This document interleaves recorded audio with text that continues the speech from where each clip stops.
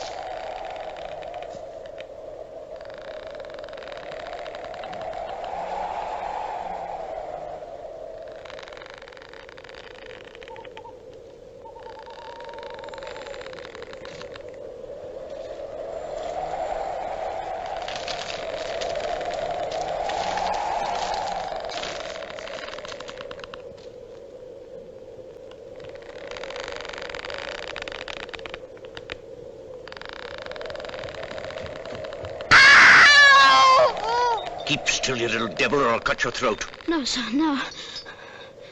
Tell us your name. Quick. Pip. Pip, sir. Sir. Show us where you live. Point out the place. There, sir. There.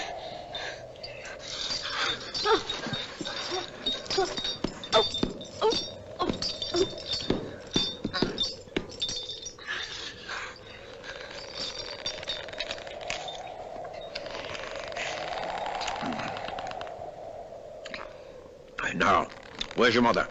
There, sir. No, sir. There, sir. Also Georgiana. That's my mother. Ah. And is that your father along with your mother? Yes, sir. Him too. Late of this parish. Ah. And who do you live with? Supposing you're kindly let to live, which I ain't made up my mind about yet. With my sister, sir. Mrs. Joe Gargery.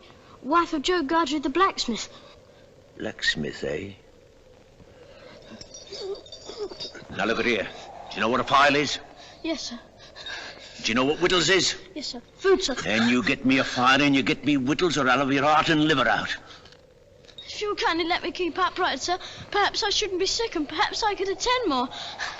Now you bring that file and them whittles to me in this churchyard tomorrow morning early. Yes, sir. And never dare to say a word of having seen such a person as me. No, sir. If you do, your heart and liver will be tore out and roasted and ate. There's a young man hid with me, and in comparison with him, I'm an angel. That young man has a secret way of getting at a boy and at his liver. Boy may lock his door, may be warm in bed, but that young man will softly creep his way to him and tear him open. Say, heaven strike you dead if you don't. Heaven strike me dead if I don't. Now you know what you promised, young man. Get off home. Good night, sir.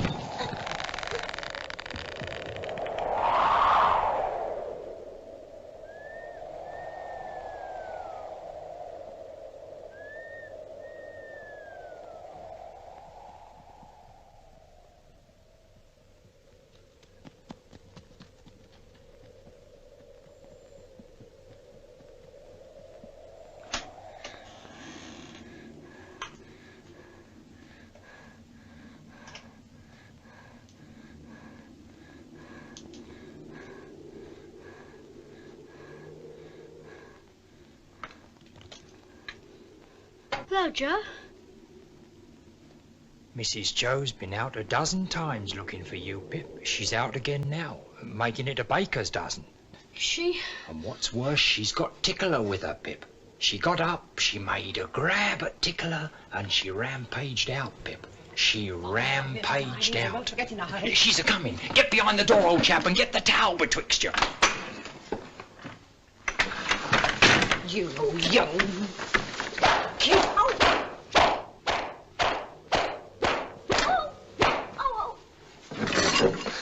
Now then, where have you been? I've only been to the churchyard. Churchyard, indeed. You'd have been in the churchyard long ago if it hadn't been for me, and stayed there. It's bad enough being a blacksmith's wife without having to be a second mother to you. Churchyard, indeed. You'll be having me in the churchyard one of these days, keeping me on the rampage with my poor art. Get to the table. Both of you.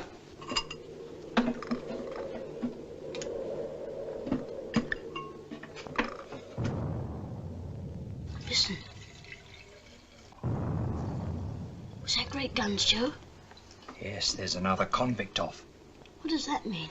Oh, escaped, escaped. There was one escaped last night. They fired a warning of him. This must be a second one. Where does the firing come from? Drat the boy, ask no questions, you'll be told no lies. Mrs. Joe, I should like to know, if you wouldn't much mind, where the firing comes from. Bless the boy, from the hulks, of course. Oh, hulks. And please, what's hulks? There you go. That's the way with this boy. Answer him one question and he'll ask you a dozen. Hulks are prison ships right across the marshes. I wonder who's put in prison ships and why they're put in there. People are put into prison ships because they murder and because they forge and rob and do all sorts of bad things. And they always start by asking too many questions. Now get on with your supper. Get off to bed.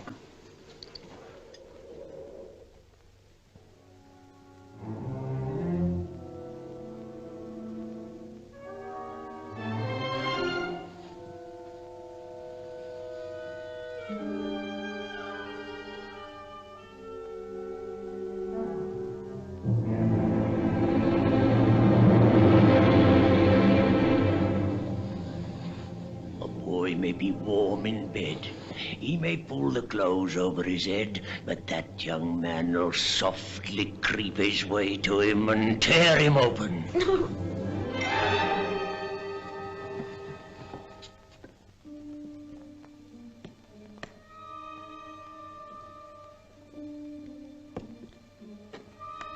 Wake up, Mrs. Joe.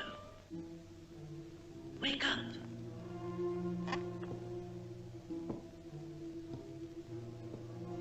Mrs. Joe, wake up.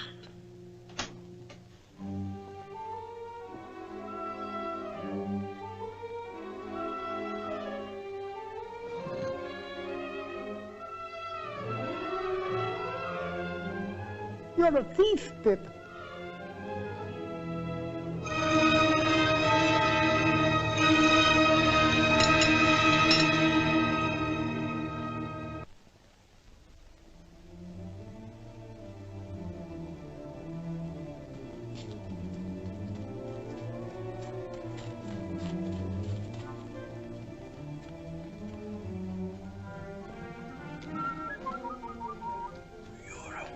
Thief, Pip.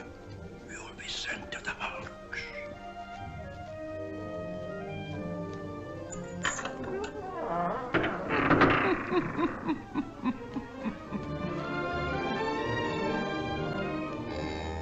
A boy with somebody else's brandy. With somebody else's pile. Somebody else's pork pie. Stop him! Hello, young thief. I couldn't help it, sir.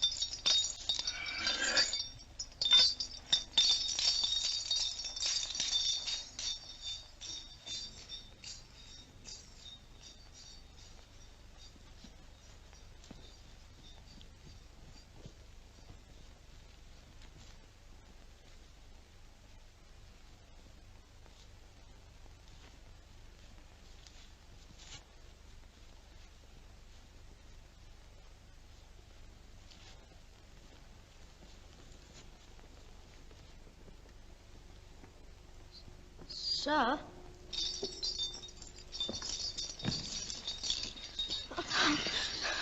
You brought no one with you?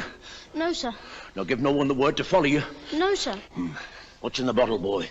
Brandy. I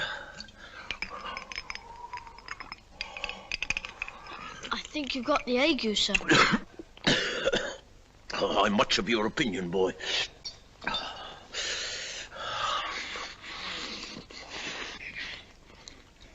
I'm glad you enjoy it. Hmm? I said I'm glad you enjoy it. Thank you, boy. I do. Aren't you going to leave any of it for him? Him? Who's him? The young man you spoke of. Oh, him. Oh, he don't want no food. He looked as if he did. Looked? When? Just now. Where? Over there. Did you notice anything about him? He had a big scar on his face. No, not here. Yes, there. Give us hold of that file, boy.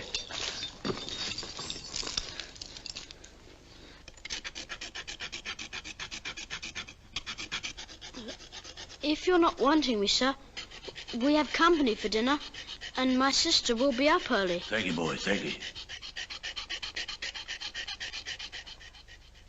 This boy ought to be truly grateful, ma'am, for the princely dinner you've set before him. Do you hear what Uncle Pumblechook says? Be grateful. Why is it the young are never grateful? Naturally vicious. Now, to finish with, I want you all to taste a delicious, delightful gift from Uncle Pumblechook. It's a pie. A savoury pork pie. A savoury pork pie? Let's have a cut of this pie, Mrs. Doe, and we'll try to do it justice. Clean plates, cold. I always say a bit of savoury pork pie will lay atop of anything you may care to mention and do no harm. What's the matter, boy? Nothing, sir. I should think not. Enjoying yourself with your elders and betters? Improving yourself with their conversation? Now then, son, where do you think you're off to? Oh, excuse me, ladies and gentlemen, but I'm on a chase in the name of the king. I want the blacksmith. And what might you want him for, pray? Mrs., speaking for myself, I should reply, for the honour and pleasure of his fine wife's acquaintance. Speaking for the king, I answer, a little job done. You see, blacksmith, we've had an accident with these, and as they're wanted for immediate service, will you throw your eye over them? Convicts, Sergeant? Aye, 2. Have you seen anything of them? Heavens preserve us, no. We haven't seen them. Oh, no. Well, we'll find them.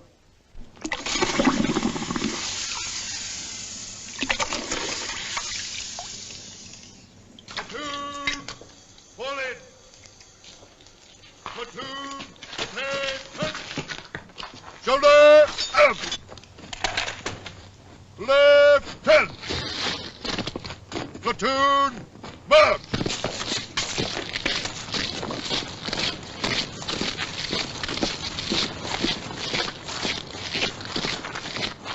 If that boy comes back here with his head blown to bits by a musket, don't look to me to put it together again.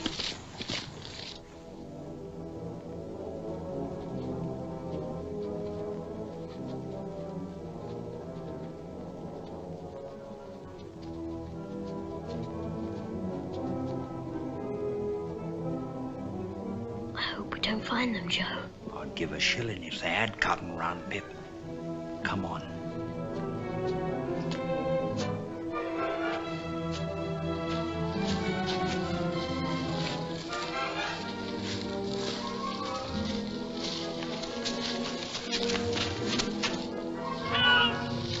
Convicts escaping!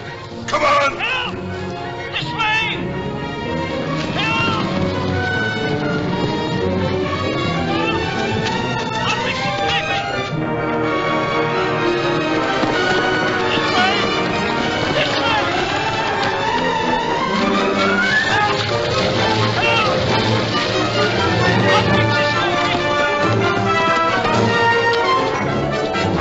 escaping!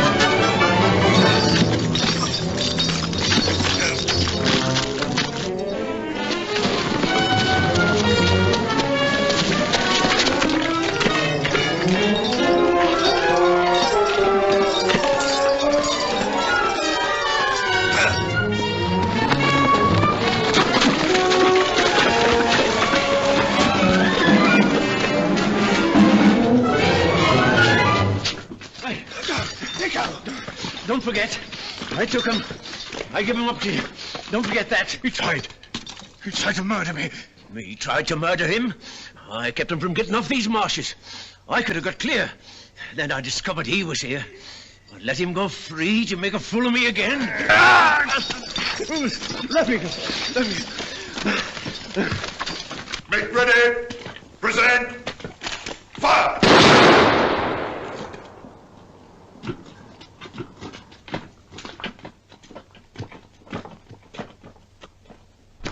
Hands.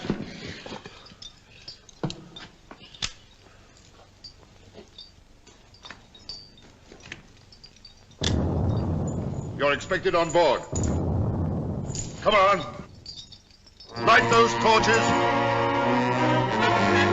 Get aboard, you. Torch bearers, up.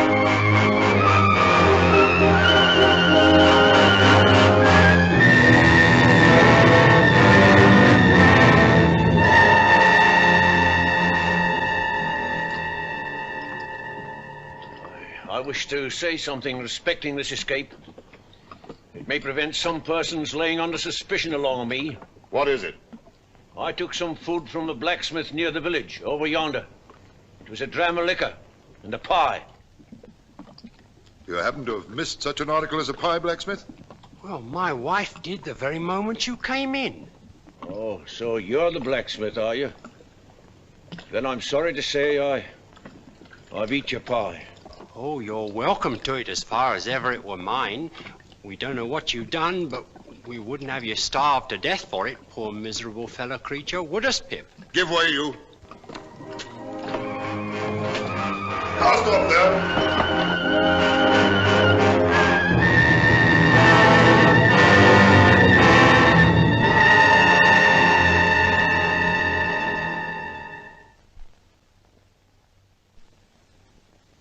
It was a year later.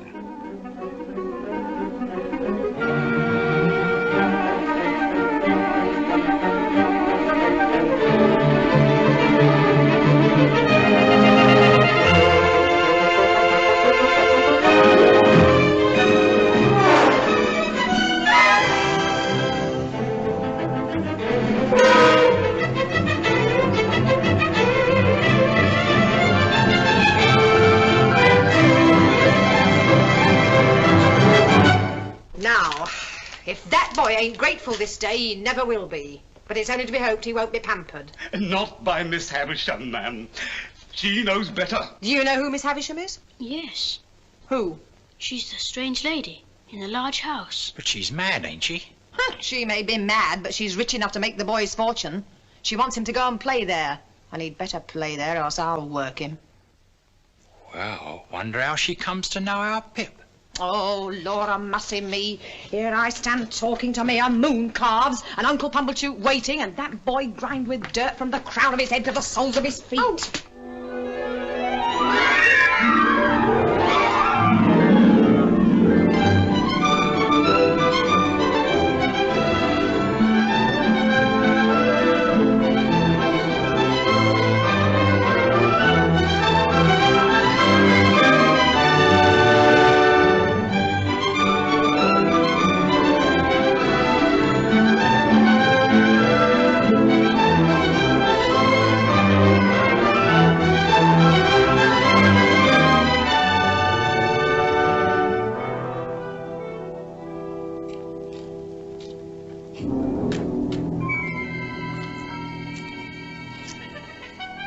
Ring the bell, boy.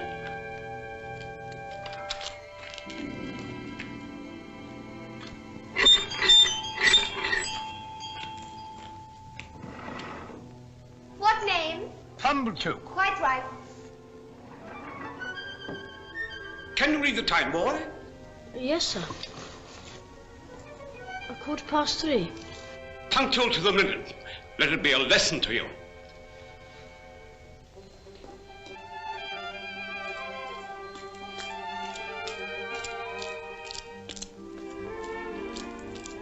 This is Pip. So this is Pip, is it? Come in, Pip. Oh, do you wish to see Miss Havisham? If Miss Havisham wishes to see me... Ah, but you see she doesn't. Come along, boy.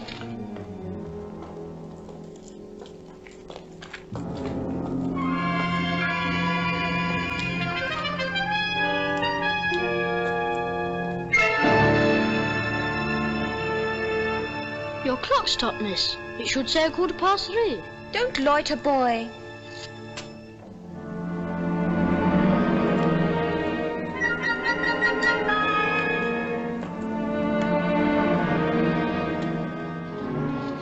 Come along, boy. Take your hat off.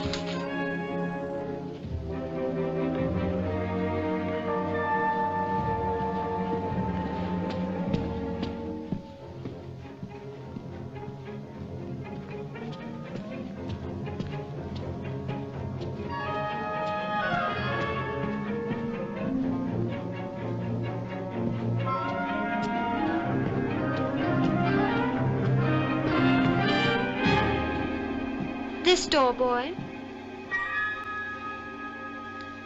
After you, miss. Don't be silly. I'm not going in.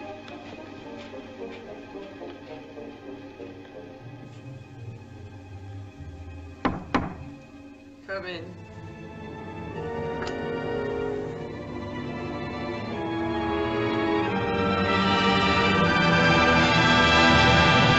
Who is it? Pip, ma'am. Pip. Mr. Pumblechook's boy.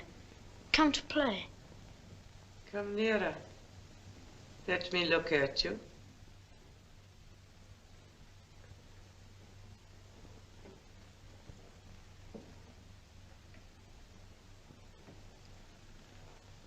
Come close.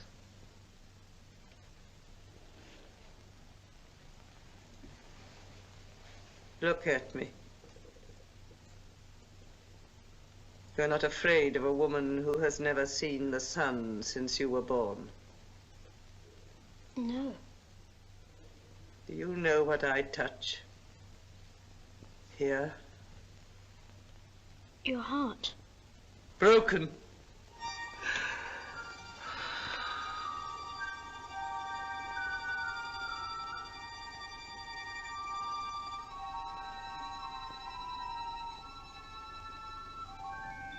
I sometimes have sick fancies. And I have a fancy I should like to see someone play. Play. Play. Estella, come here.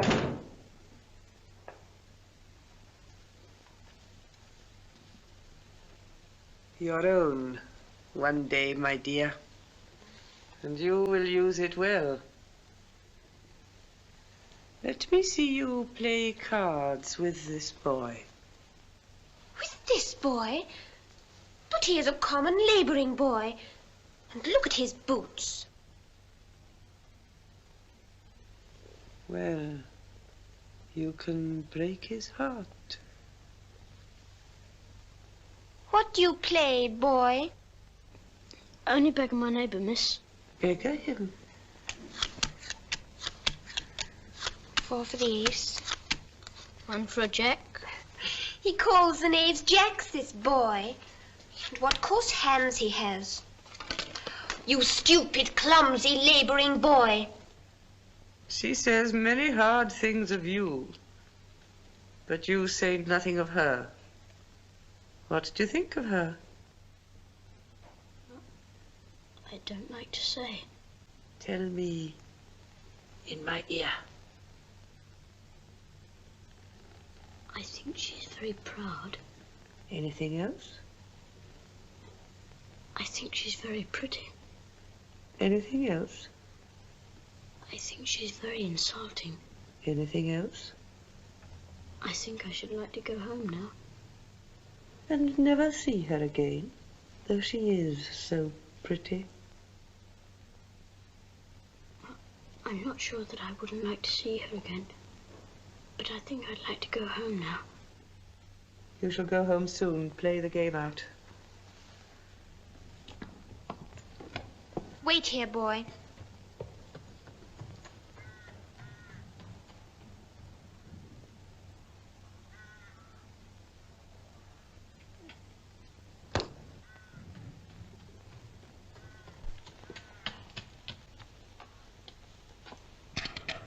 Why don't you cry? So I don't want to. You do. You've been crying and you're near crying now. Long after I'd gone to bed that night, I thought of Estella, and how common she would consider Joe, a mere blacksmith. I thought how he and my sister were sitting in the kitchen, and how Miss Havisham and Estella never sat in a kitchen, but were far above the level of such common things. The following week,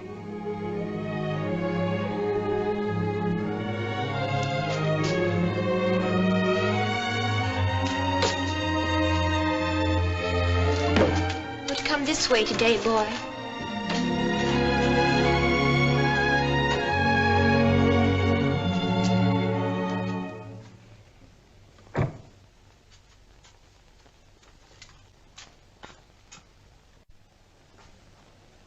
Well, I'm sure. What next? The idea. Well? Well, miss? Am I pretty? Yes, I think you're very pretty. Am I insulting? No, not so much so as you were last time. Not so much so? No. There, take that, you cross little monster. What do you think of me now? I shan't tell you. Because you're going to tell upstairs, is that it? No, it's not it. Why don't you cry again, you little wretch? I'll never cry for you again.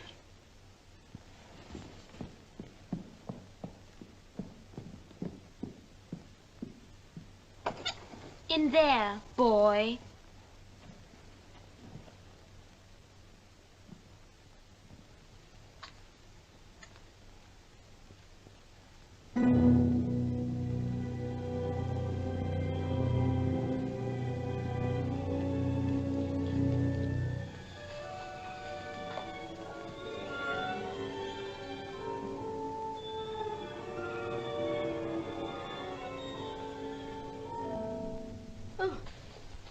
So the days have worn away, have they?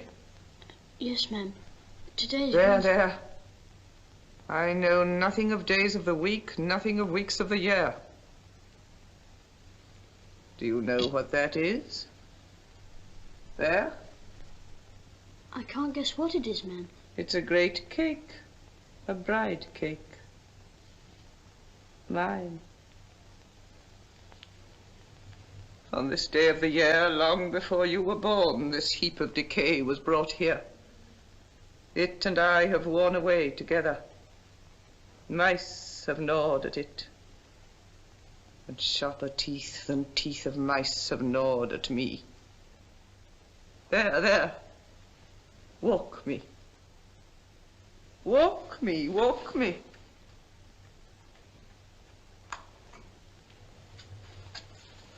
Dear Miss Havisham. Good morning, Miss Havisham. How well you look. I do not look well, Sarah Pocket. I'm yellow skin and bone. Those Pip are my relations, the Pockets. They are very particularly interested in my health. So once a year, on my birthday, I summon them to visit me. There. Pip, my dear, run into the garden and play. Estella will tell you when to come back. Yes, ma'am.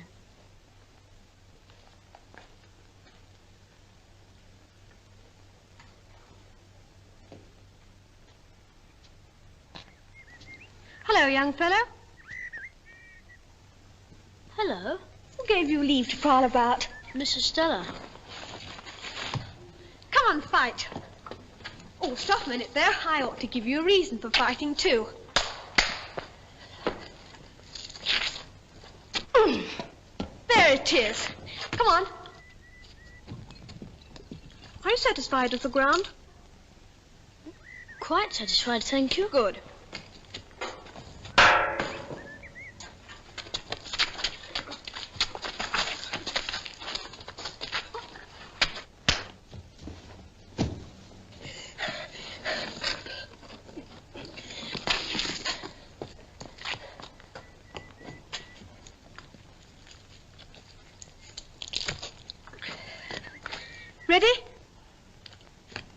ready.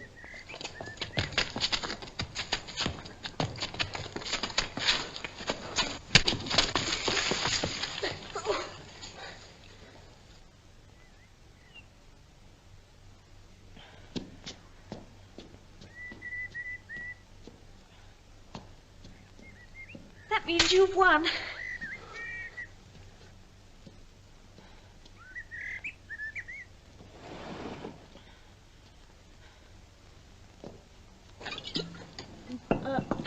Can I help you? No, thank you. I'm quite all right. Good afternoon, then. Same to you. Boy! Boy!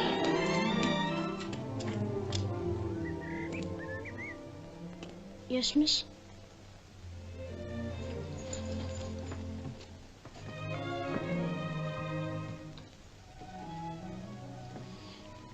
You may kiss me if you like. Now you ought to go home.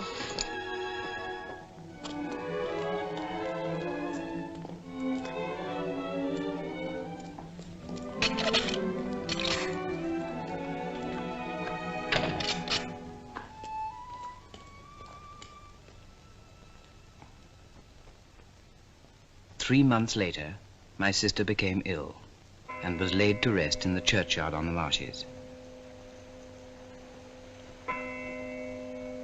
The occasion was marked for me not so much by the passing of Mrs. Joe as by the arrival of Biddy.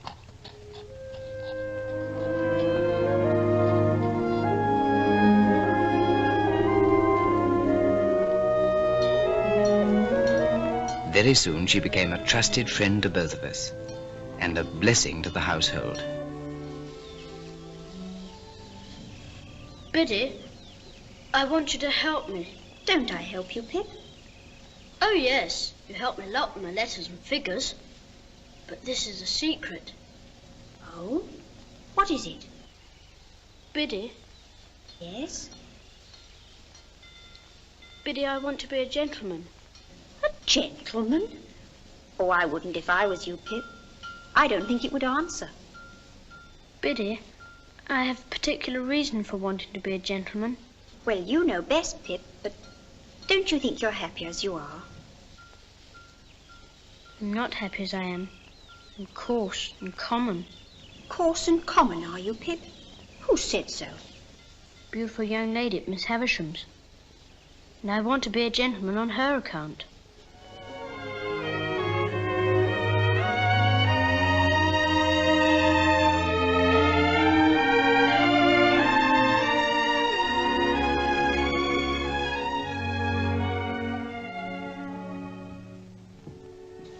Whom have we here?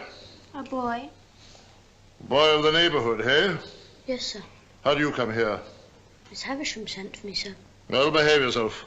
I've a pretty large experience of boys, and you're a bad lot of fellows. Now, mind you behave yourself. Yes, sir. Take this in there, boy.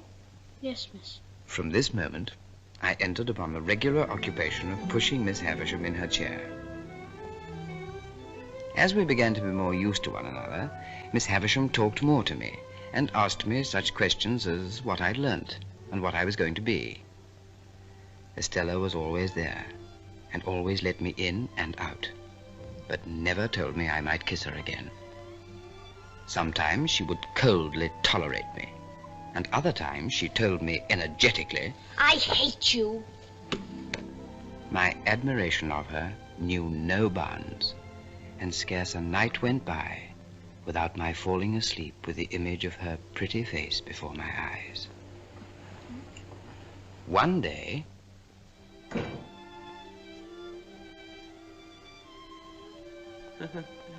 Does she grow prettier and prettier, Pip?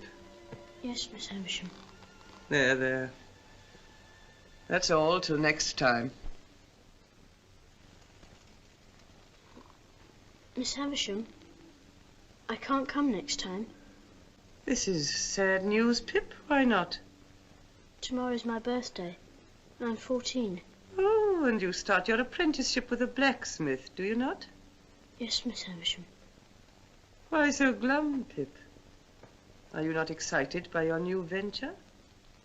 I used to think I would be, but I'm not now. Pip, here are some golden sovereigns. A gift from me.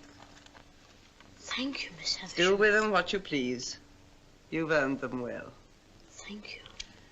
Come and see me on your next birthday. Yes, Miss Havisham. Estella, show him out. Goodbye, Miss Havisham.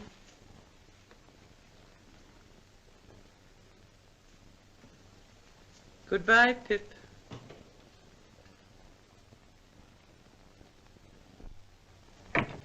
You'd better say goodbye to me, because I'm going away too. Going away? Yes. I'm going to France to be educated for a lady. Be educated for a lady? Yes. Well, aren't you sorry I'm going? Yes, Estella. I'm very sorry. I wish I knew when you were coming back. But I wish... What do you wish? I wish I could kiss you goodbye.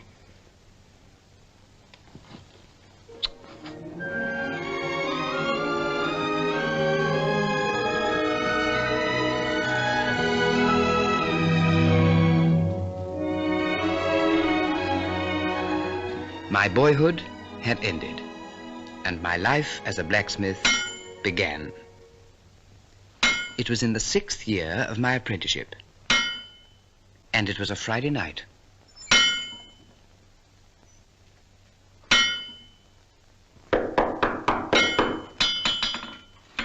Are you the blacksmith by name Joseph or Joe Gargery?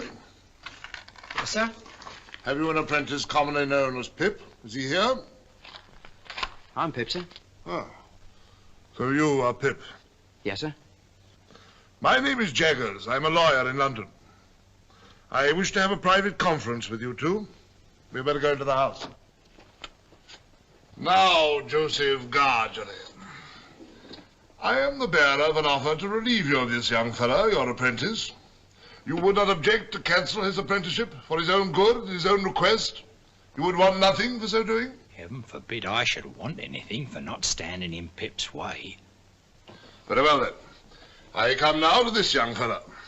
And my communication to him is that he has great expectations.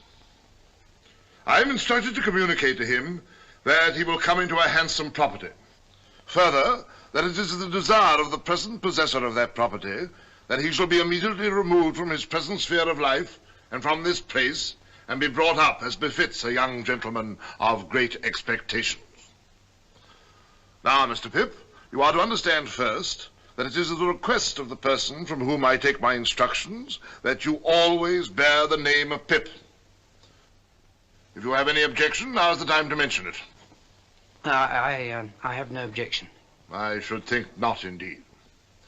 Secondly, Mr. Pip, you are to understand that the name of the person who is your liberal benefactor is to remain a profound secret until that person chooses to reveal it. If you have any suspicion whom that person might be, keep that suspicion within your own breast. If you have any objection, now is the time to mention it. Speak out. I have no objection. And now, Mr. Pip, kindly consider me your guardian. Thank you, sir. Oh, I tell you at once, I'm well paid for my services, otherwise I shouldn't render them. I have arranged for you to go to London in a week's time. You will need some new clothes. They should not be working clothes. 20 guineas. Well, Joseph Gargery, you look dumbfounded. I am. Then good night, Mr. Gargery.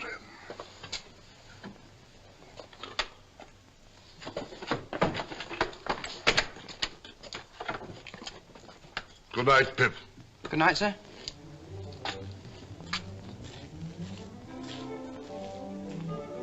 Pip, a young gentleman of great expectations.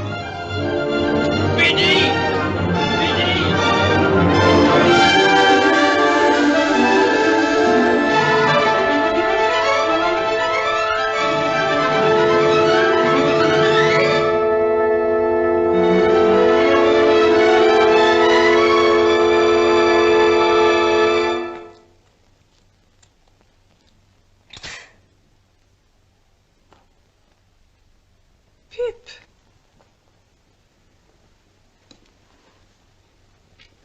a very gay figure, Pip. I start for London tomorrow, Miss Havisham, and I thought you would kindly not mind my taking leave of you. Well? I've come into such good fortune since I saw you last, Miss Havisham, and I'm so grateful for it. I've seen Mr. Jaggers, Pip. I've heard about it. So you go tomorrow? Yes, Miss Havisham. And you are adopted by a rich person. Not named. No, Miss Havisham. And Mr. Jaggers is made your guardian? Yes, Miss Havisham. Is, abroad. Mr. Prettier than ever, and admired by all who see her. And you too have a promising career before you. Be good and deserve it, Pip. Yeah. You will always keep the name of Pip, you know. Yes, Miss Havisham. Goodbye, Pip.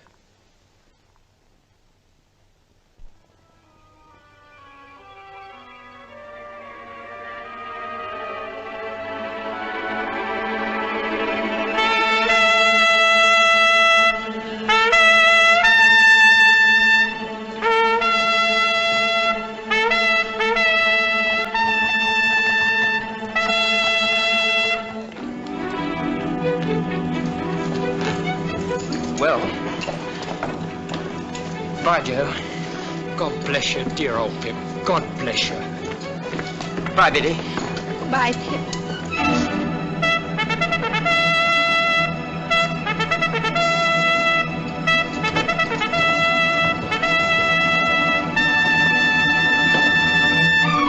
One day I'll come and see you in London, Pip. And then, what larks, eh? Goodbye, Joe. Goodbye, Pip. Goodbye, big old chap.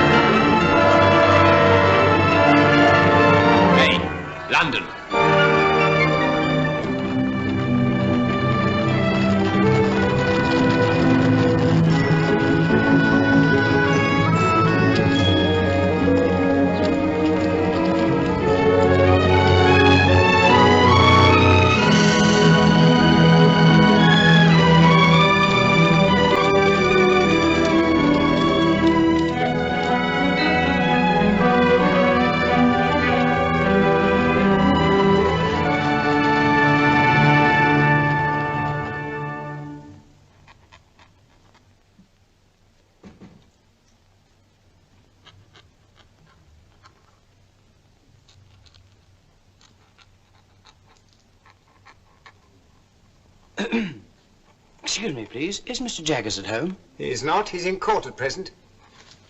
Am I addressing Mr. Pip? Yes, I'm Mr. Pip. Mr. Jaggers left word, would you wait in his room? Come this way, please. I couldn't say how long he might be, but it stands to reason his time being valuable, he won't be longer than he can help. Go and wait outside, Mike. All right. Hope I'm not interrupting. Oh, certainly not. Oi! Your first time in London, Mr. Pip? Yes, sir. I was new here once. Rum to think of it now. Whose likeness is that? That? Oh, this is our most famous client. Got us a world of credit. This chap murdered his master. Didn't plan it badly. Is it like him? Like him? It is him, you know. This cast was made in Newgate, directly after he was taken down.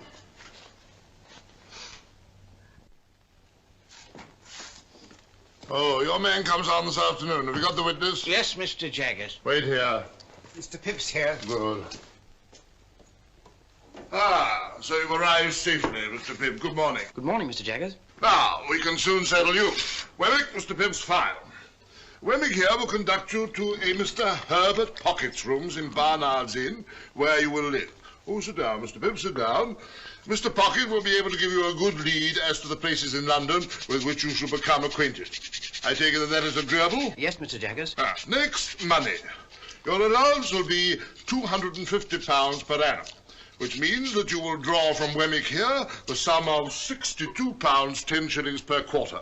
A very handsome sum of money, too, I think. You consider it so? How could I do otherwise? But answer the question. Undoubtedly, Mr. Jaggers. Good. Get out!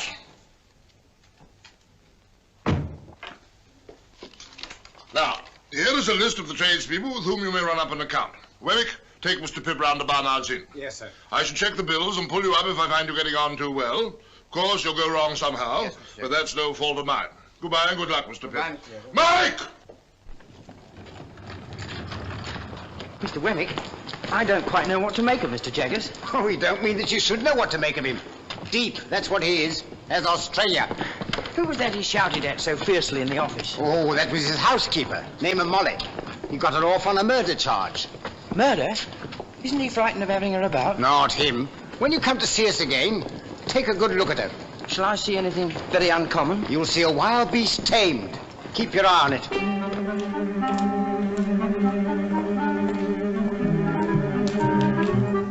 Here we are. Mr. Pocket's on the first floor. You don't want me anymore? No, thank you, Mr. Wemmick. As I keep the cash, we shall most likely meet pretty often. Oh, well, very glad, I'm sure, to make your acquaintance. Good day. Good day, sir.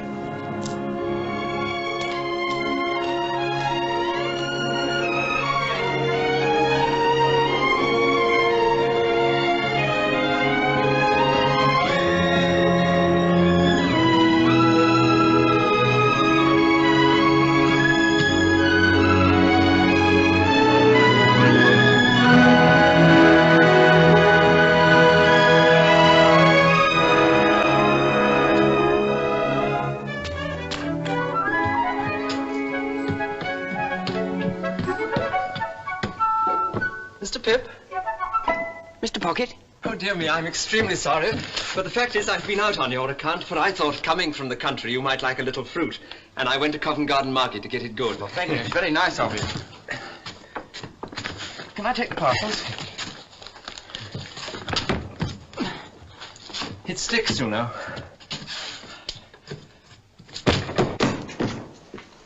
Pray come in. Now, this is the sitting room. Rather musty, but Barnard's is musty. I'm afraid I'm rather bare here. Now, that's my little bedroom, and this is your room. Come in.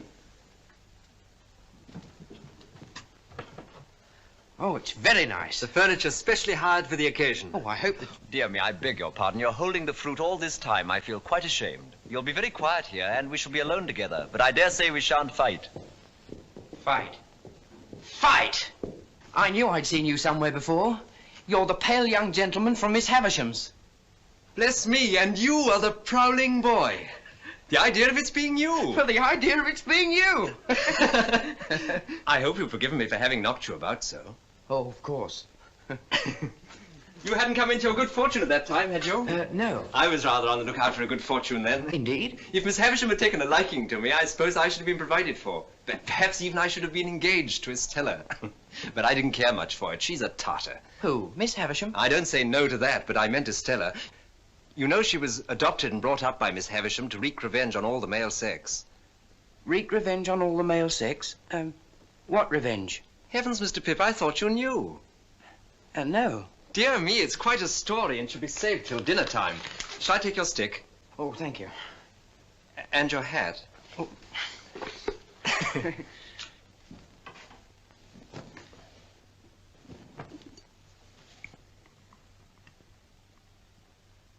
Herbert. Yes, my dear Pip.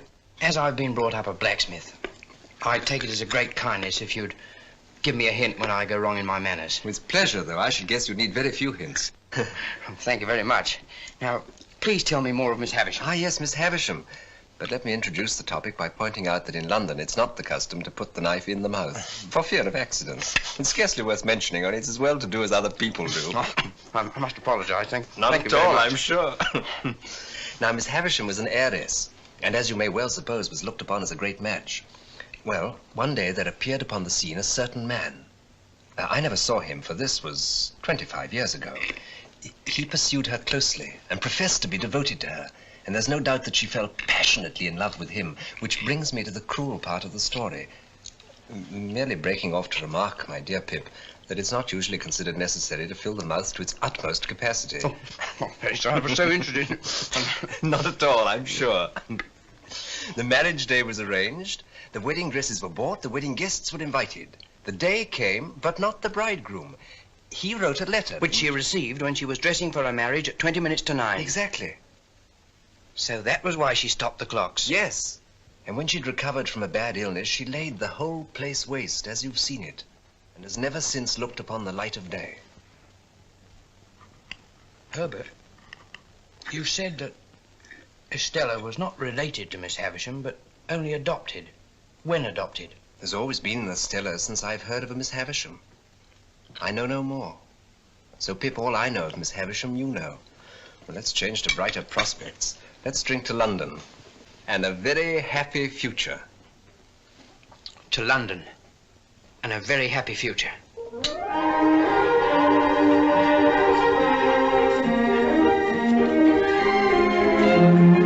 2, 3, 4. Now all together, Mr. Pip. That's right. That's better. Much better. Enjoy yourself.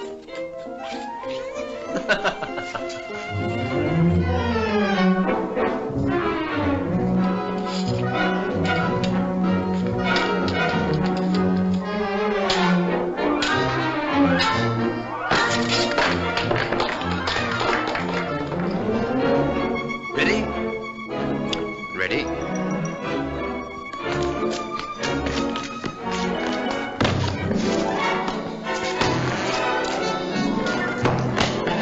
Forgive me, Herbert. Carry on, Pip, carry on. And so, if I could buy some new furniture and perhaps one or two other little things, I think I could be quite at home at Barnard's Inn. Do it. I knew you'd get on. How much do you want? £20? Willick!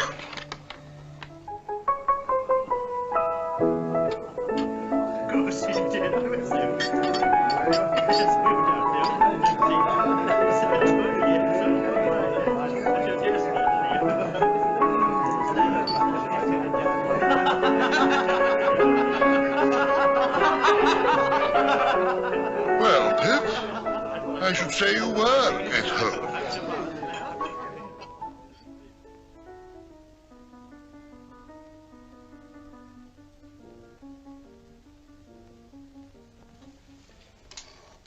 Herbert, Yes, we've done very badly. very badly. Thank heaven for my birthday.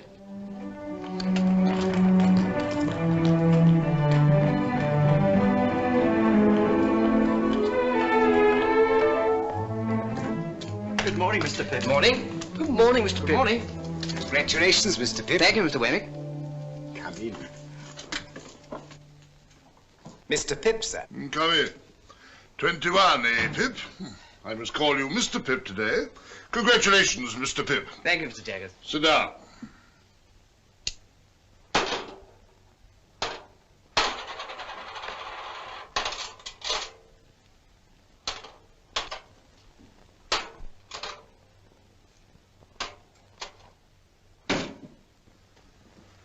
Now, my young friend, I'm going to have a word with you. If you please, sir. What do you suppose you are living at the rate of? At the rate of, Mr. Jaggers? The rate of. I'm afraid I'm unable to answer. I thought so. Now, I've asked you a question, my friend. Have you anything to ask me? Oh, well, of course it would be a great relief to ask you several questions, Mr. Jaggers, if it were not forbidden. Ask one. Is my benefactor to be made known to me today? No. Ask another. Well, I was just wondering if I had anything to receive. I thought we should come to that. Wemmick! Mr. Pip, you have been spending pretty freely of late, and you're in debt, of course. I'm afraid I must say yes, sir. You know you must say yes, don't you? Yes, sir. Wemmick, hand Mr. Pip that piece of paper. Now, unfold it and tell me what it is.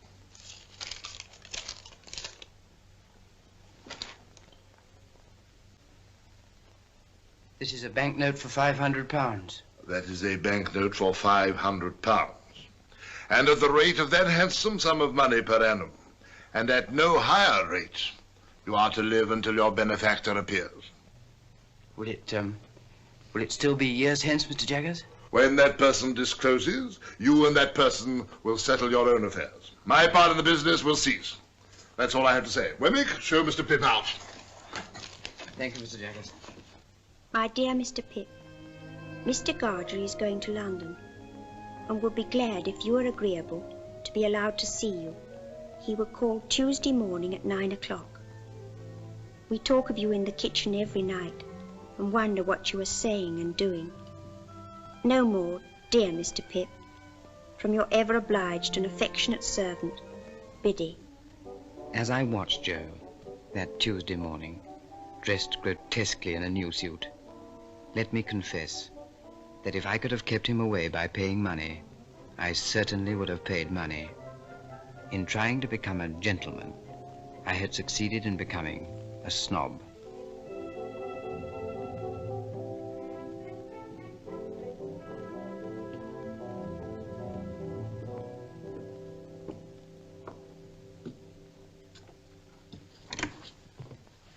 Joe. How are you, Joe? Pip. How are you, Pip? Come in, Joe.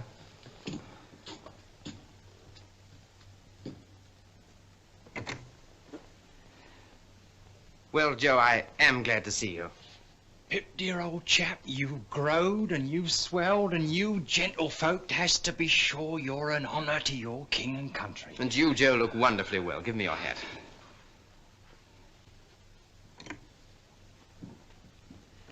Oh, Herbert, this is Mr. Joe Gargery. Joe, Mr. Herbert Pocket. How do you do, Mr. Gargery? Your servant, sir. Won't you sit down? Thank you kindly, sir.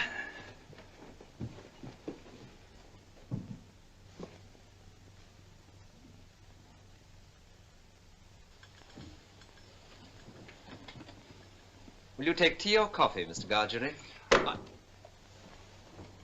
Oh, thank you kindly, sir. I'll take whichever is most agreeable to yourself. What do you say to coffee? Thank you kindly, sir. Since you are so good as to make choice of coffee, I'll not run contrary to your opinions. But don't you find that rather heating? Say tea, then.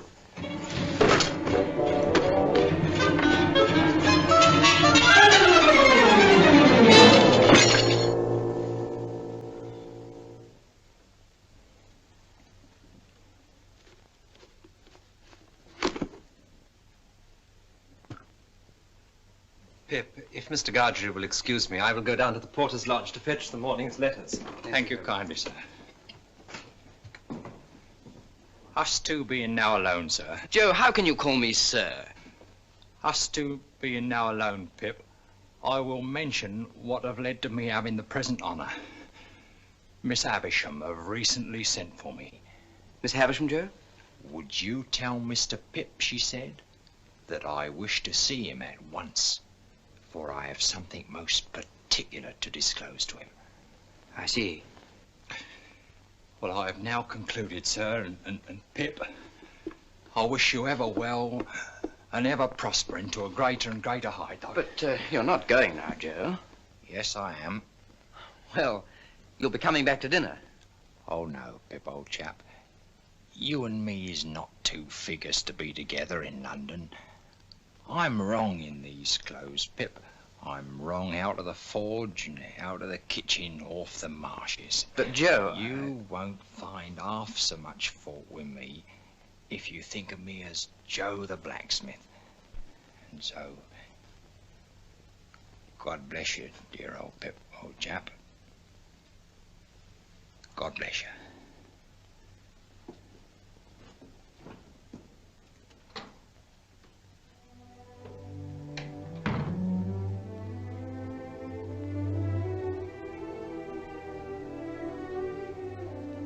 All that day, Joe's simple dignity filled me with reproach. And next morning I began the journey to our town, knowing that I should sleep that night at the forge. But as the miles went by, I became less convinced of this, and invented reasons and excuses for not doing so. Joe, Pip's here. Oh, we didn't expect you, Pip. Pip, your bed's not ready. We thought for certain you'd be staying in the town. You must stay in the town. Gentlemen, always stay at the Blue Boar. Blue Boar, Rochester. All other swindlers upon earth are nothing to the self-swindlers, and with such pretenses did I cheat myself. Surely a curious thing. Come in, Pip. How do you do? How do you do, Miss Havisham? You kiss my hand as if I were a queen. Well? I thought that you were so kind as to wish to see me, Miss Havisham. Well?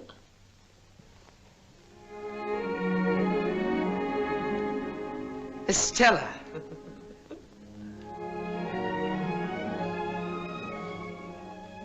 Well, Pip? Stella, this is an unexpected pleasure. I didn't think to find you here. You two must have a lot to say to each other. Go out into the garden, both of you, and walk and talk together. I must have been a strange little creature to hide and watch you fight that day. But I did, and I enjoyed it very much. You rewarded me very much. Did I? Don't you remember? I remember I entertained a great objection to your opponent. I took it ill that he should be brought here to pester me with his company. He and I are great friends now. Are you? I imagine that since your change of fortune, you have naturally changed your companions. Oh, yes, naturally. Do you remember the first time I came here? The time you made me cry? Did I? I don't remember. Not remember you made me cry? You meant nothing to me. Why should I remember? You must know, Pip, I have no heart. Perhaps that's why I have no memory. No one looking at you could believe that. Oh, I have a heart to be stabbed at or shot at, but you know what I mean. There's no sympathy there, no softness, no sentiment. If we're to be thrown much together, you had better believe that at once. I can't believe it, Estella. Very well. It's said at any rate. But remember how I've been brought up, and don't expect too much of me. Come, Pip. You shall not shed tears for my cruelty today. We'll go just once more round the garden and then go in. Miss Havisham will be expecting you at your old post. Is she beautiful? Graceful, well grown. Do you admire her, Pip? Everyone must who sees her, Miss Havisham. She is going to London soon, and you shall meet her there. I shall be the happiest man in London, Miss Havisham. Love her. If she favors you, love her.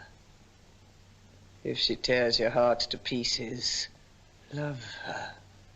I adopted her to be loved. I developed her into... as punctual as ever, Jaggers. As punctual as ever. How do you do, Pip? And what are you doing here? Miss Havisham wished me to see Estella, Mr. Jaggers. Ah, a fine young lady. Shall I give you a ride, Miss Havisham? Once round? A very fine young lady, Pip.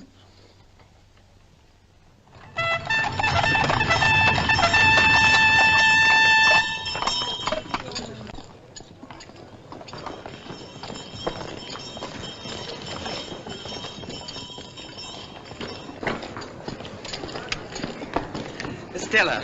Pip. How nice to see you, Estella.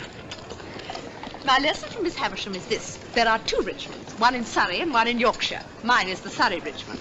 The distance is 10 miles. I am to have a carriage and you are to take me there. Here is my purse. No, no. No, you must take it. We are not free to follow our own devices, you and I. The carriage is ordered for half an hour from now, and tea is ordered to while away that half hour. Does that please, milady? The tea will please her greatly. Why are you going to Richmond, Estella? I'm going to live, at a great expense, with a lady there who has the power, or says she has, of taking me about and introducing me and showing people to me and showing me to people. You'll have a gay time and be much admired. You must look forward to that, Estella. It's part of Miss Havisham's plan for me, Pip. I shan't take any great pleasure in events which I don't shape, but I shall be beautiful, and I shall be gay, I shall be obedient, and I shall write regularly of my gaiety. Will you always be part of Miss Havisham's plan, Estella? And do you thrive with Mr. Pocket, Pip? Yes, indeed. We've left Barnard's Inn and moved to the Temple. Oh? I live quite pleasantly there. At least... At least? As pleasantly as I could anywhere. Away from you.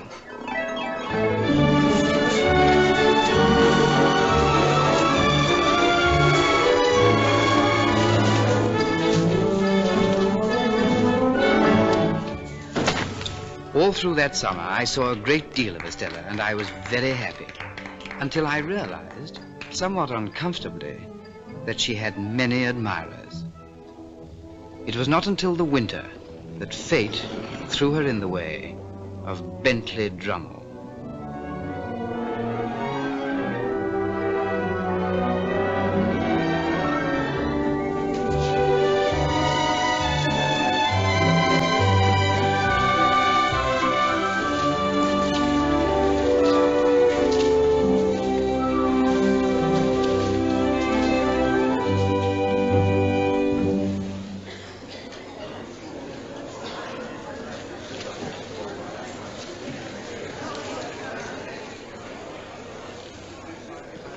Tired, Estella? Rather, Pip. You should be. Say rather I should not be.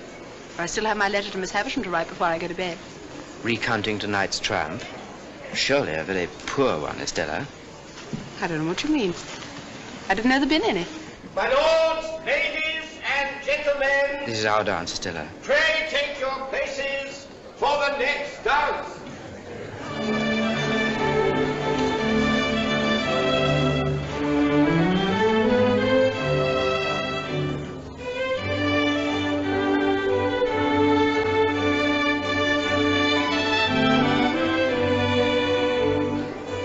Estella, look at Drummle. He never takes his eyes off you.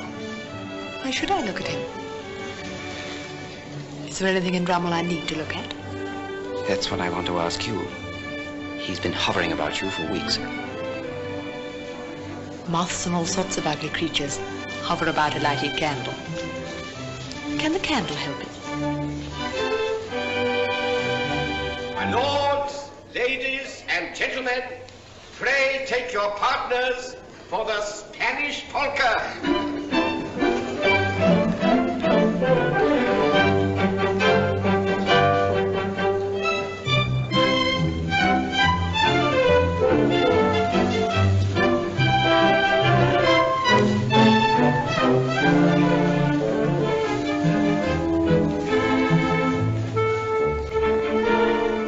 Everybody dislikes him, you must know that.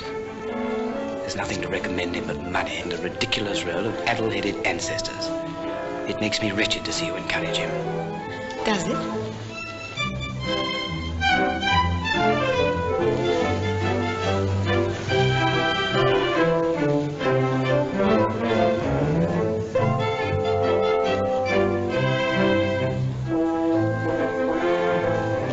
You give him looks and smiles such as you never give to me. Do you want me then to deceive and entrap you? Do you deceive and entrap him, Estella? Yes, and many others. All of them but you.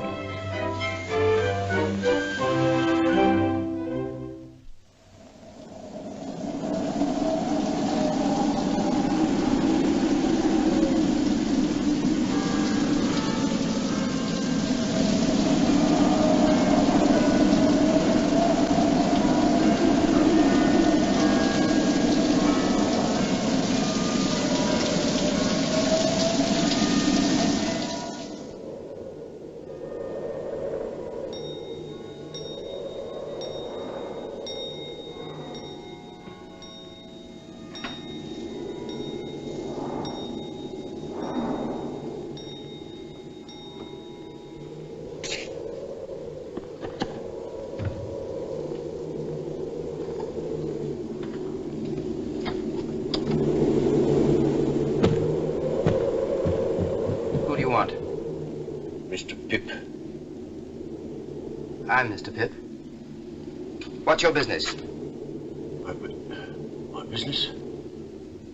Ah, yes, I'll explain my business by your leave. Do you wish to come in?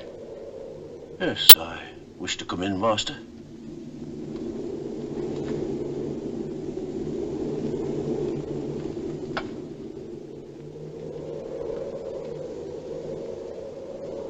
Now perhaps you will explain your visit.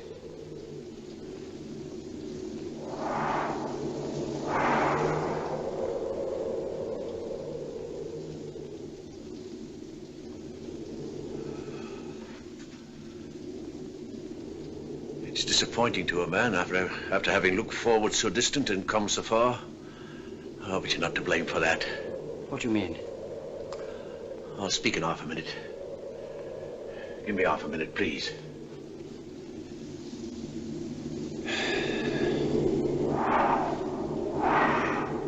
There's no one nigh, is there? Why do you ask that question? You're a gayman. I'm glad you growed up a gayman. Now I know who you are. The churchyard. The churchyard on the marshes. You're the convict I gave the food to. You acted nobly, my boy. Noble, Pip, and I've never forgot it. If you're grateful to me for what I did when I was a child, and you've come to thank me for it, there's no need. However, since you've found me out, will you drink something before you go? Yes, I will drink, I thank you, before I go.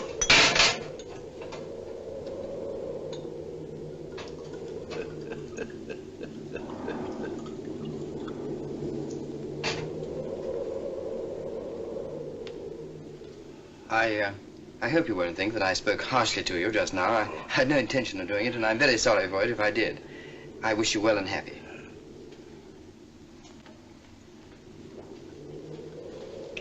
How have you been living? I've been a sheep farmer, away in the New World, in New South Wales. I hope you've done well. I've done wonderful well. I'm famous for it. Oh, I'm very glad to hear it. I hope to hear you say so, dear boy. But you've done well too, eh? Yes, I've done quite well.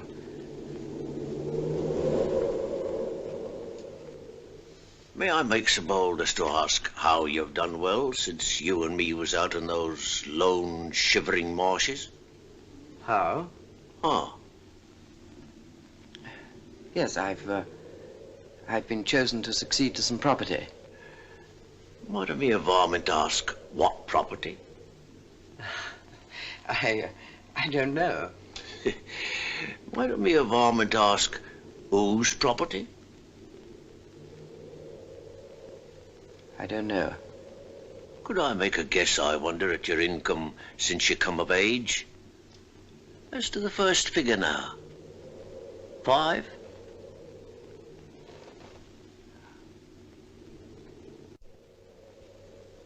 Concerning a guardian. There ought to be a guardian or such like when you were a minor. Some lawyer, maybe. As to the first letter of that lawyer's name now, would it be J? As the employer of that lawyer whose name began with J and might be Jaggers, I wrote from Portsmouth to a person in London for particulars of your address. That person's name? Why, Wemmick.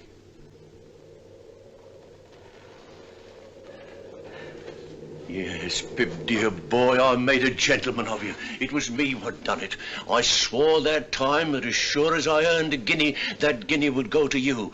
And that there hunted dog what you kept life in got his head so high that he made a gentleman. And Pip, you're him. Why, I'm your second father, Pip, and you're my son. And how good looking you've growed.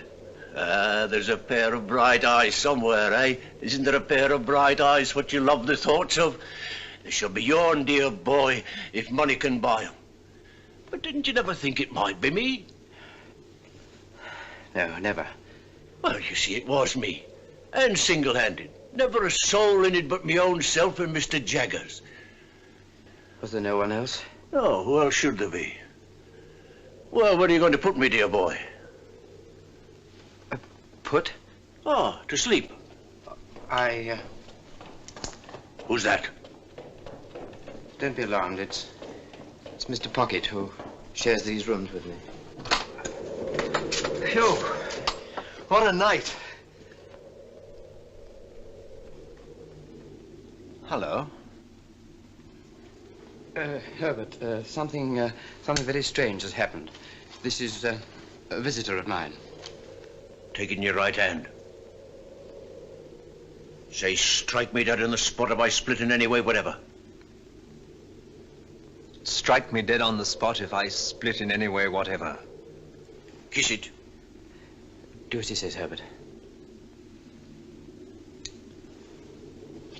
Now, you're an oath.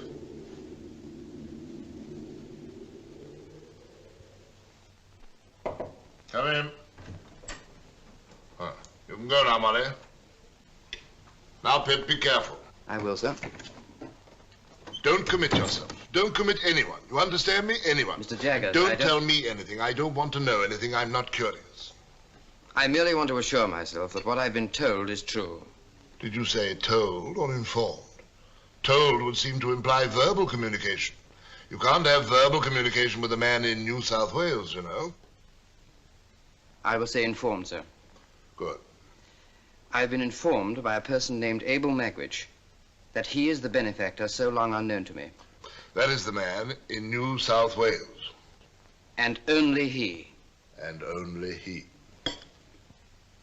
I'm not so unreasonable, sir, as to hold you at all responsible for my mistakes and wrong conclusions. But I always supposed that it was Miss Havisham. As you say, Pip, I am not at all responsible for that. Yet it looked so like it, sir. Not a particle of evidence, Pip. Take nothing on its looks, take everything on evidence. There is no better rule. Well, I've nothing more to say. I think you should know that I communicated with Abel Magwitch in New South Wales and reminded him that if ever he should present himself in this country, it would be an act of felony, rendering himself liable to the extreme penalty of the law. Take a look out of that window, Pip.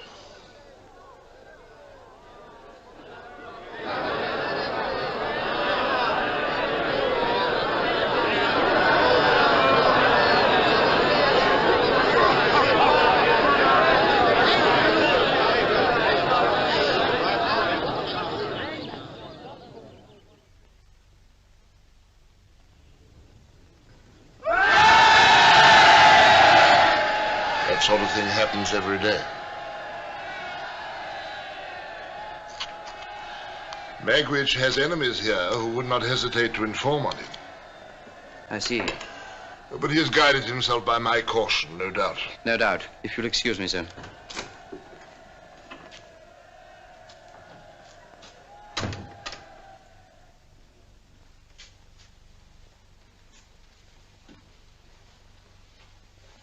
There's no other alternative. He must be got out of the country, and I shall have to go with him. Why must you go with him? He's risked everything on my account. I can do no less than stand by him now. What will you say to Estella? I'm at a loss to know what to say to her. She'd never understand about him. But I must see her before I go.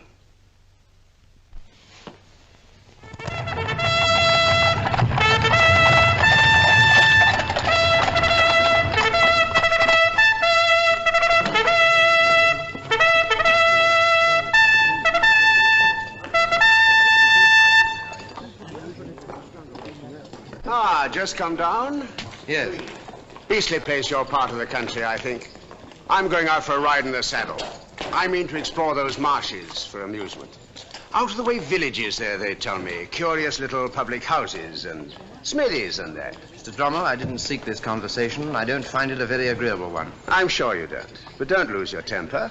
Haven't you lost enough without that? What do you mean? Look here, you, sir. The lady is joining me later, so take her horse round her house in an hour's time. Very good, sir. And don't forget to tell the waiter I don't dine, because I'm going to dine with the lady. Aye,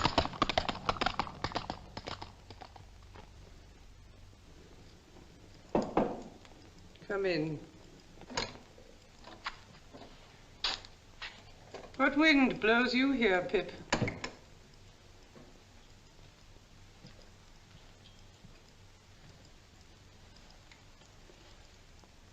I went to Richmond yesterday to speak to Estella, Miss Havisham, and finding that some wind had blown her here, I followed. What I have to say to Estella, I will say before you presently in a few moments. It will not surprise you. It will not displease you. I'm as unhappy as you could ever have meant me to be. I have found out who my patron is. It isn't a fortunate discovery, and is not likely ever to enrich me in reputation, station, fortune, anything. But there are reasons why I can say no more of that. It is not my secret, but another's. It is not your secret, but another's. Well? When you first caused me to be brought here, Miss Havisham, I suppose I really did come here as any other chance boy might have come, as a kind of servant, to gratify a want or a whim and to be paid for it. Aye, Pip, you did. And that Mr. Jaggers was... Mr. Jaggers had nothing to do with it. His being my lawyer and the lawyer of your patron was a coincidence. He holds the same relation towards numbers of people. But when I fell into the mistake that I've so long remained in, at least you led me on. Yes. I let you go on. Was that kind? Who am I? For heaven's sake, that I should be kind. Well, what else?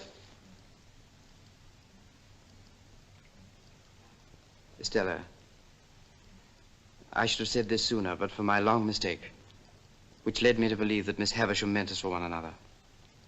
And I felt that I couldn't tell you of my real feelings while you were not free to choose for yourself.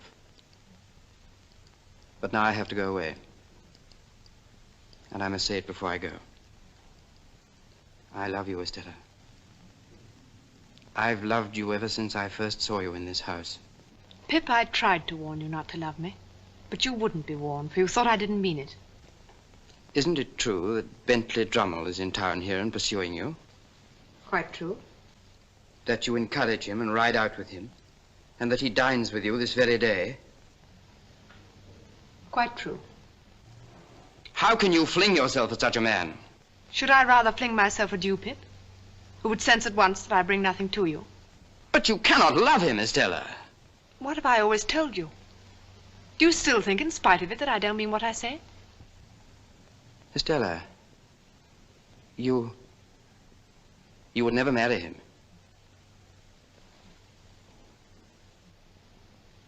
Why not tell you the truth? I am going to be married to him.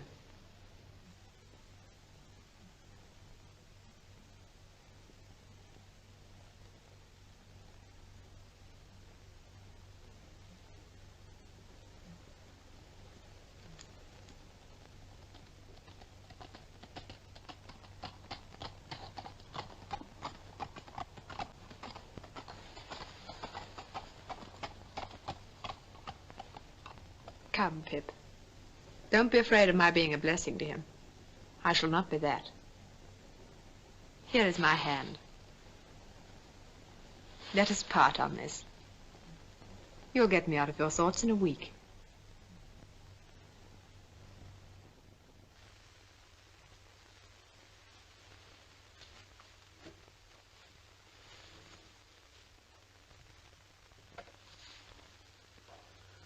What have I done? What have I done?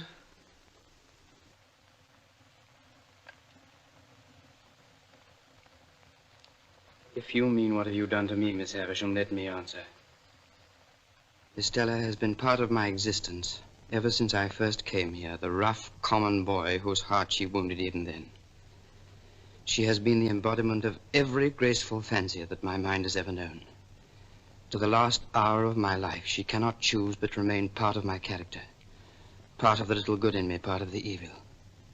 But you may dismiss me from your mind and conscience. But Estella is a different case.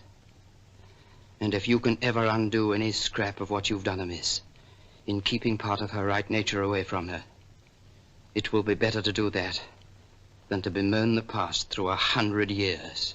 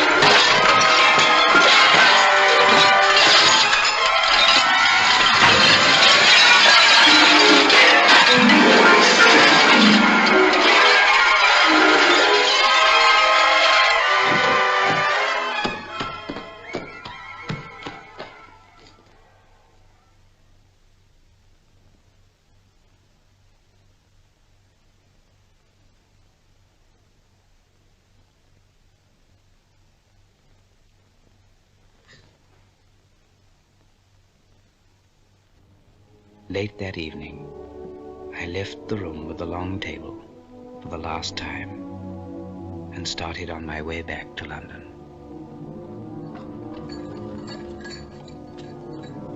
Ah, Mr. Pip, I believe. Good morning, sir. Good morning, Dick. I have a note for you, sir. The messenger who brought it said it's urgent.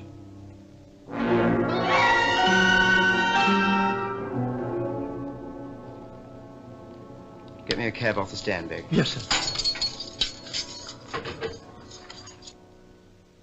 Morning, Wemmick. What's the trouble? So you got my note, then? Yes, I came straight here. Why, what have you done to your hands? Oh, it's nothing. I got them burned, Mr. Wemmick. I'm very anxious. Everything's taken care of, Mr. Pip. But pray come in. You don't object to an aged parent, I hope? Oh, no, I should be delighted. This is Mr. Pip, aged P, and I wish you could hear his name. Oh. Give him a nod, Mr. Pip. That's what he likes. You made acquaintance with my son at his office, I expect. Yes. Not away at him, if you please, like winking. Yes. Yes. I hear that my son is a wonderful hand at his business, sir.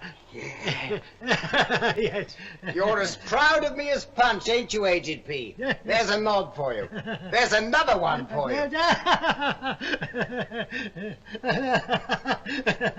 Yes. Now, Mr. Pip and I have business to discuss. Oh, yeah. Come and sit down. I want to offer an apology, for he isn't capable of many pleasures. Just tip him a nod now and then when he looks off his paper, and he'll be as happy as a king. My pleasure, Mr. Wemmick, and I'm sure that you'll appreciate that I'm most anxious to know what's happened. Of course. Now, I heard by chance yesterday morning that an old enemy of a certain convict, whose name we needn't mention, yes, had got wind of his being in England. So I went to the temple and found Mr. Herbert, and I told him that if he was aware of any such person, whose name we needn't mention, being about your chambers, that he'd better get him out of the way. I also heard that you had been watched. That I'd been watched? Yes. And might be watched again, so he'd better get him out of the way while you were out of the way. I see. He would be greatly puzzled what to do. He was, but we've now removed him to a house overlooking the river, down Limehouse way. I should like to join them at once. If you take my advice, Mr. Pip, you'll wait till after dark, by which time, you see, we can have those hands attended to.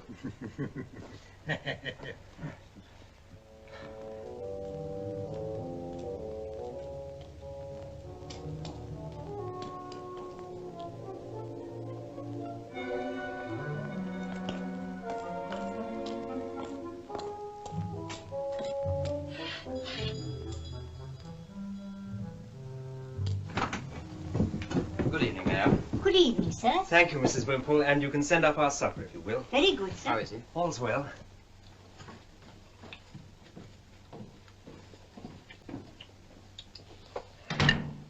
I'm a heavy grubber, dear boy. Always was. Are you sure that you can rely on Wemmick's judgment and sources of information? Aye, Wemmick knows. He spoke to me of a particular enemy of yours. Do you know who that might be? Aye. That was the man you saw fighting with me on the marshes, the man with the scar. He turned informer on me then to save his own skin, and he'd do it again to see me hanged. But no sneaking rat like him's going to make me leave, my boy. Well, if you're worried about that, there's no need. I'm coming with you. No. You're a gay one. What a gay one my boy's turned out to be, eh? The following day, I sent Herbert to make some inquiries. He found that the packet boat for the continent left Gravesend Pier at high tide every Thursday. I set myself to hire a boat. It was soon done.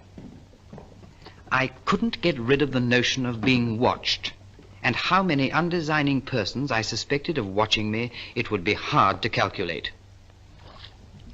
I began to go out as for training and practice, sometimes alone, sometimes with Herbert. We were out in all weathers, and became, as was our intention, familiar figures on the river. My burns were still very painful. We made it a practice that Herbert should embark from the place nearest to the house where our convict was hidden. As the hours of the tide changed, we took to going further down river. There, on the marshes, we found a lone public house where we decided to stay on the night of our escape. And from a nearby buoy, we timed the passing of the packet boat.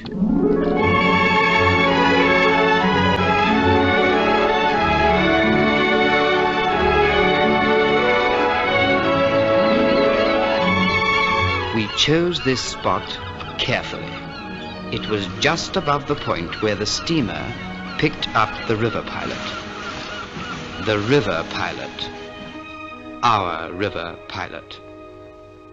One day, Herbert bought 2 steamship tickets, and our plans were set.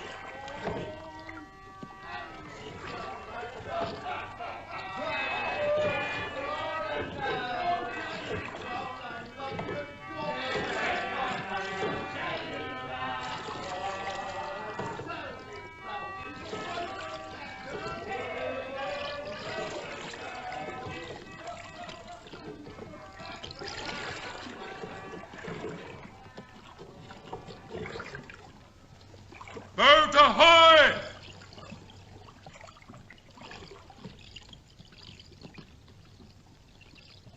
Ahoy there!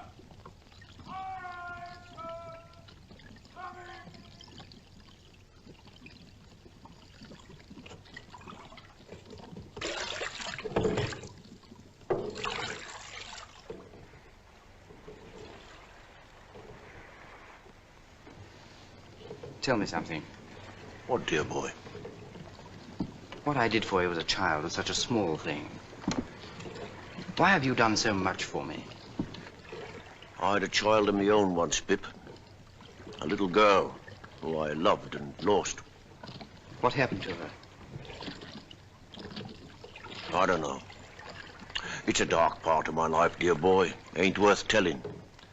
But when on those lone, shivering marshes, a boy was kind to a half-starved convict, that boy took the place of the child he had lost.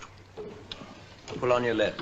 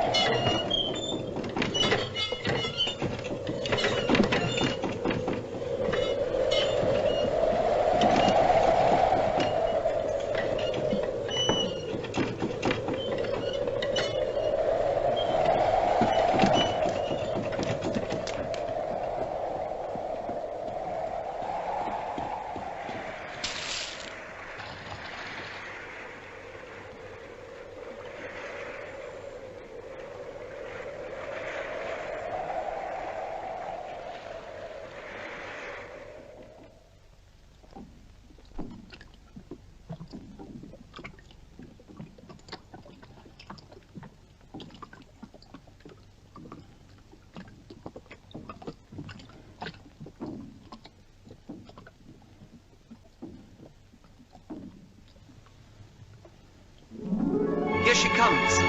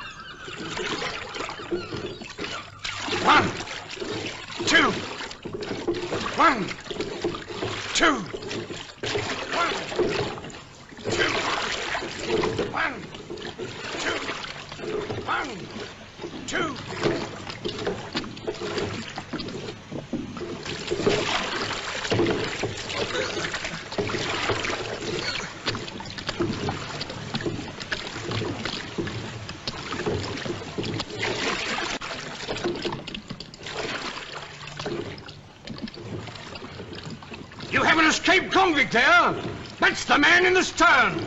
I call upon him to surrender and you to assist.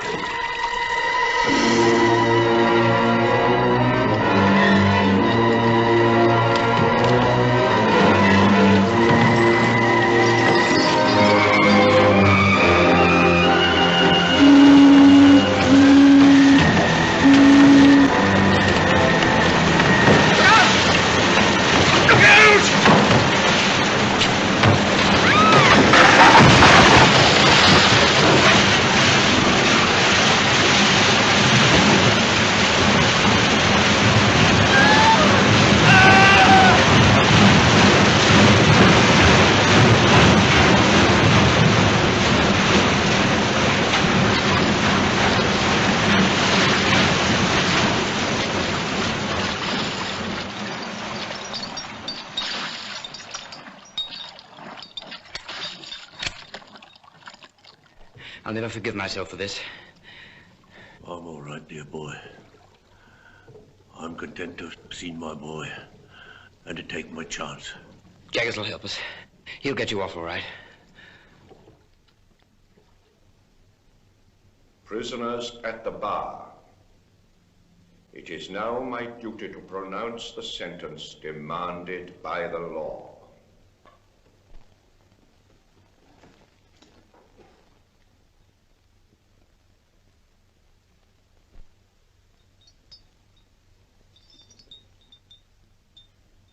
The sentence of this court is that you be taken hence to the place from whence you came, and from thence to the place of execution, and that each of you there be hanged by the neck until you be dead. And may Almighty God have mercy on your souls. Are you absolutely certain there is nothing you can do to save him? Nothing.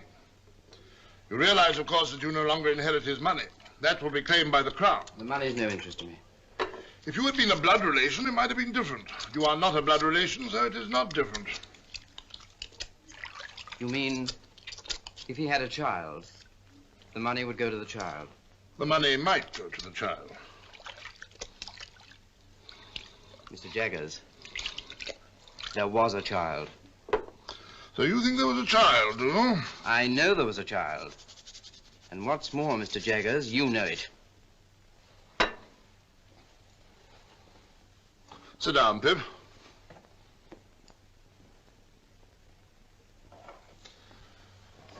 I'm going to put a case to you, Pip, but I admit nothing.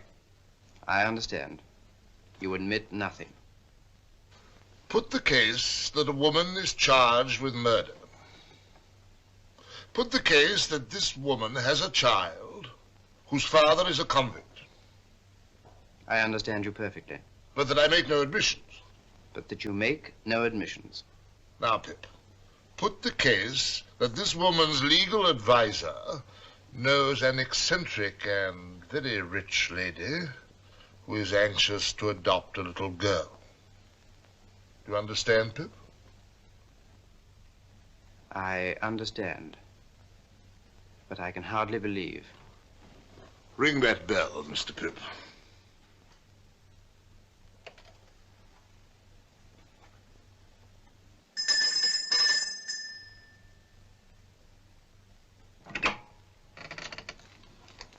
Yes, sir? Basin. Yes, sir.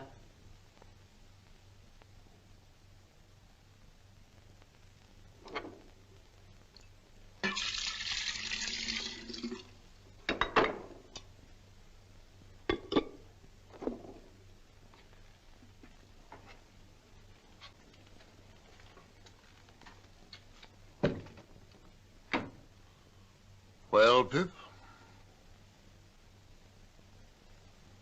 If I'm in my right mind, and that woman is Estella's mother, this legal advisor you mention will have a lot to answer for.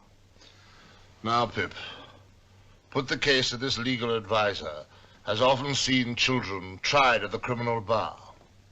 Put the case that he has known them to be habitually imprisoned, whipped, neglected, cast out, qualified in all ways for the hangman, and growing up to be hanged. Put the case that here was one pretty little child out of the heap that could be saved. Put that last case to yourself very carefully, Pip. I do, Mr. Jaggers. Did he do right? He did right. Good. Does Estella know? You mean, does the little girl know? Yes. No, she does not know. She must never be told. As to that, she has a claim to her father's property. The legal advisor must use his own judgment. Her father's condition is considerably worse. He has been moved to the prison infirmary.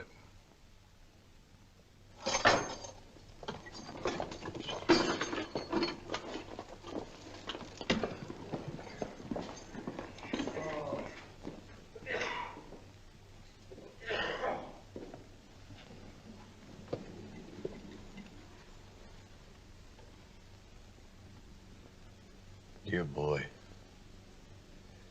I thought you wasn't coming. And yet, I knew somehow that you would. It's just the time.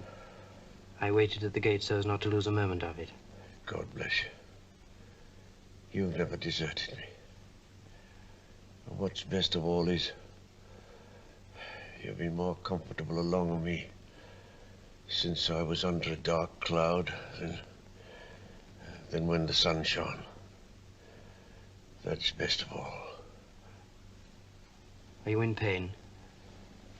I don't complain of none, dear boy. You never do complain.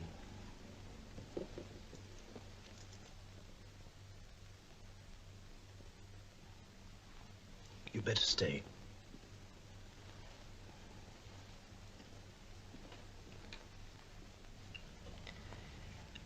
I have something to tell you. Can you understand what I say?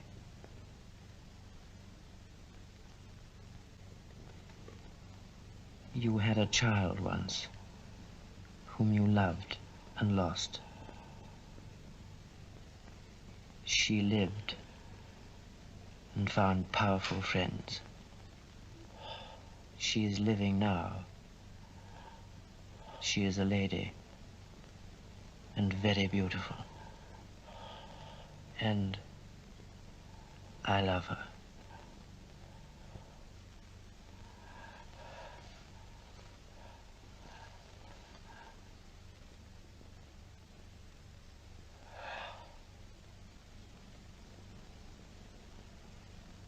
Oh, Lord, be merciful to him, a sinner.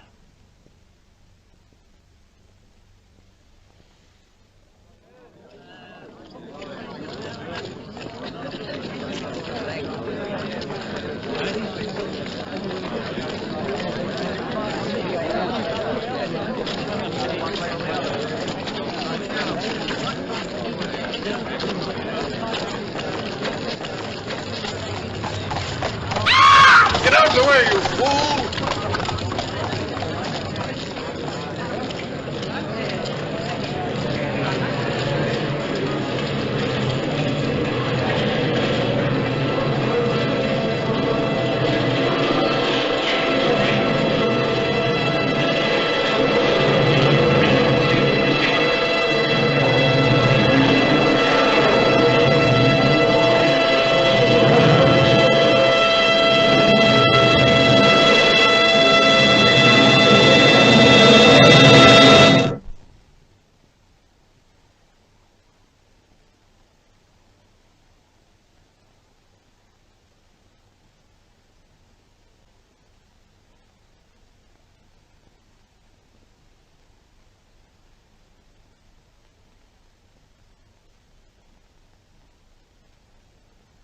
Is it, Joe?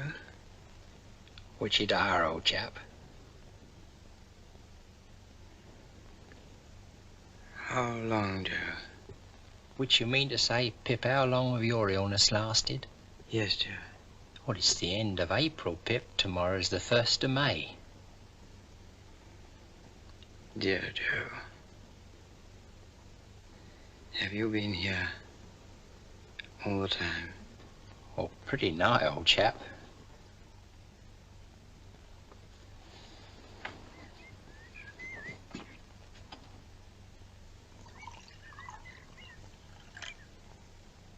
Joe, where am I? You're home. I brought you home, dear old Pip, old chap. Oh, Joe. You break my heart. Please don't be so good to me. Now, look here, old chap. Ever the best of friends. You'll soon be well enough to go out again. And then, oh, what larks!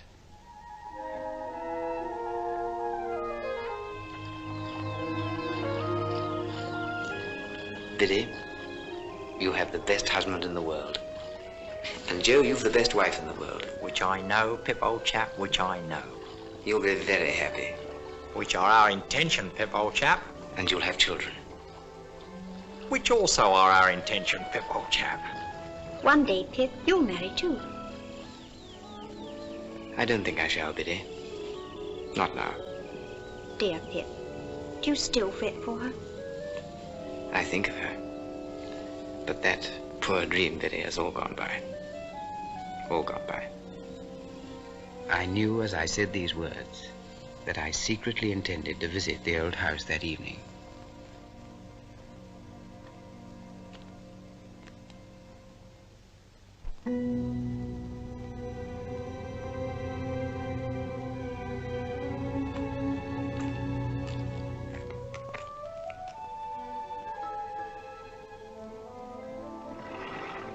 What name? Tumblechook. Quite right.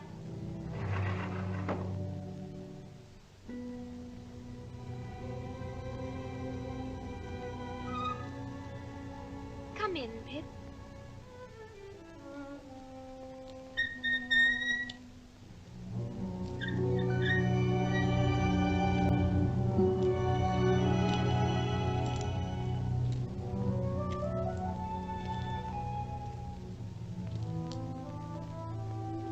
I know nothing of days of the week, nothing of weeks of the year. Don't loiter, boy.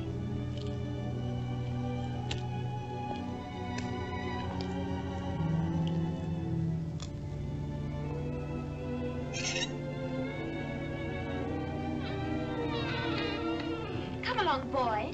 Take your hat off.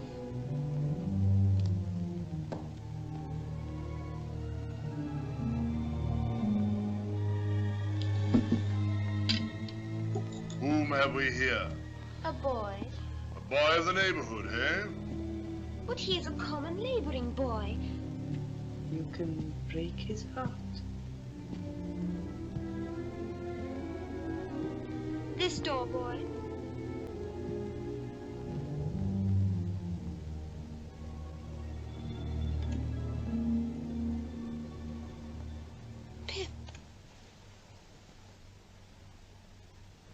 Stella,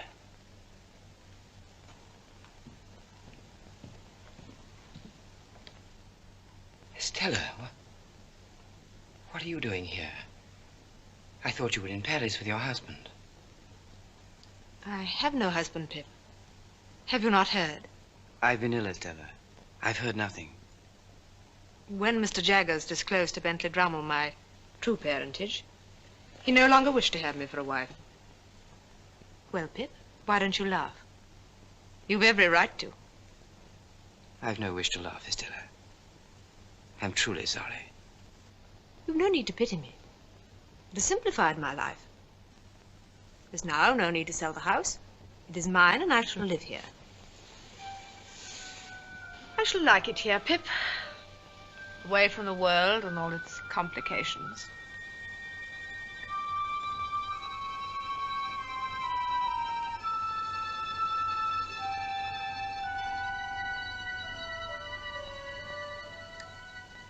Stella, how long have you been here? I don't know. Stella, you must leave this house. It's a dead house. Nothing can live here. Leave it, Stella, I beg of you. What do you mean? This is the house where I grew up. It's part of me. It's my home. It's Miss Havisham's home. But she's gone, Estella, gone from this house, from you, from both of us. She is not gone. She is still here with me in this house, in this very room. Then I defy her. I have come back, Miss Havisham. I have come back to let in the sunlight.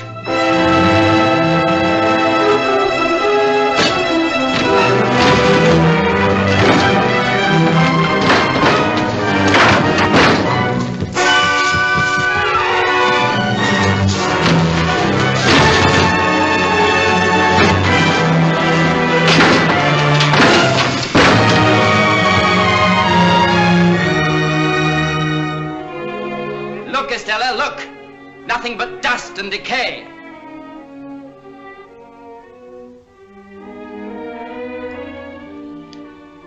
I've never ceased to love you, even when there seemed no hope for my love.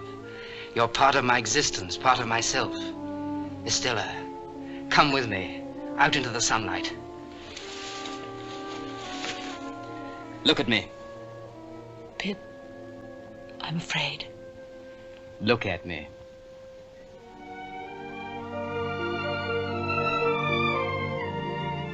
We belong to each other. Let's start again. Together.